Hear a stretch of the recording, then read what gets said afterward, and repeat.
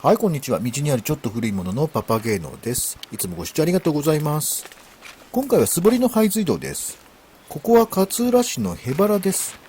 マリンスポーツの好きな方は荏原海岸を連想するかもしれません。真冬でも結構サーフィンをやってる方々がいますね。僕は見ているだけでも心臓が止まりそうです。荏原といっても意外と広いですね。僕の動画にも隧道や古道などで何度か荏原の物件が登場しています。物理的に面積が広いというより地勢が多彩だといった方が正確かもしれません。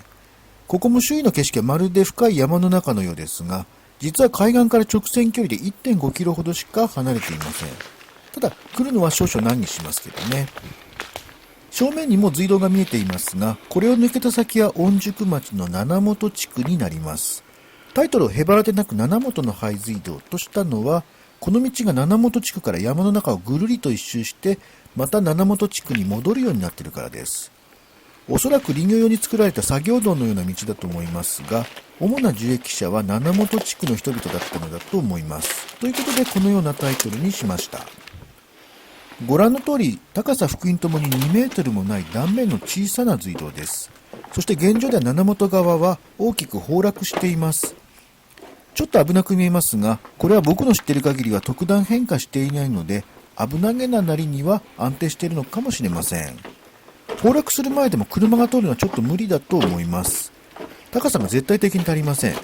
ケータハムのスーパーセブンなら通ることはできたかもしれませんが、この先の道で片輪走行しないとここまではたどり着けません。植林地の手入れなどのために徒歩で行き来していたんでしょうね。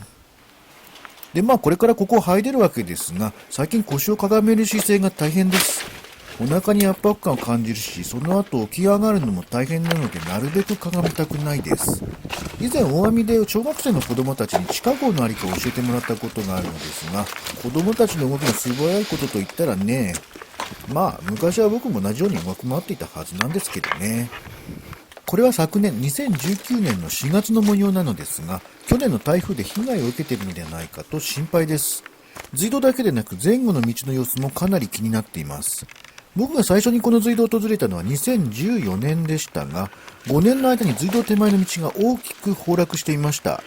周囲が杉の植林地なので、杉の木がなぎ倒されているのではないかと心配です。いずれは前後の道の様子も含めて再度レポートできればと思ってはいますが、今回は隧道のみを紹介させていただきました。隧道を這い出してきまして、これが七本川の高校です。先ほど危なげななりに安定していると言いましたが、それは本当に言った通りで、現状はこのようになっています。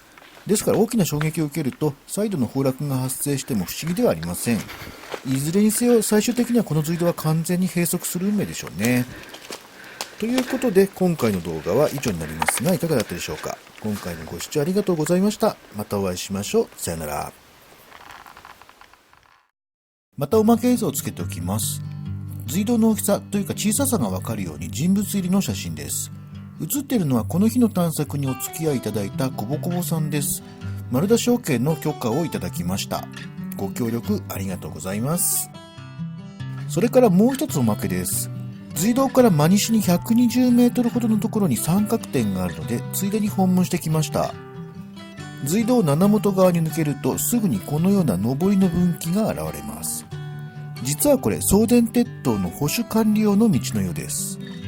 で、鉄塔の奥にある山の上に目指す三角点が設置されていました。二等三角点関屋です。明治32年、なんと19世紀に設置された三角点です。三角点表示杭、大切にしましょう三角点と書かれた杭です。これが折れて転がっていました。ちょっと寂しげですね。明治に作られた標石なので二等の文字が右書きになっています。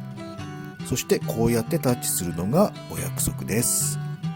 ということでこれで本当におしまいです。ではまた。